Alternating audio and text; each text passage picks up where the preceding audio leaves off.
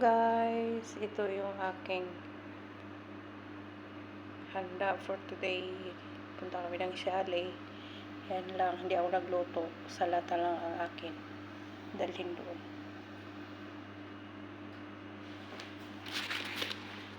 Ayan siya.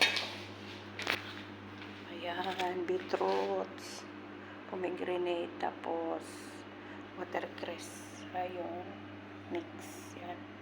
Sa ilalim niyan ay lettuce, tapos green pepper, yun pepper, tapos may chicken sa nuggets, may sweet corn, marami yan, may kubos na dry fried kubos, masarap yan. Ayan ang aking sauce, parsley with olive oil and yogurt, minilinder, tapos ayun, ito yung isang sauce ko.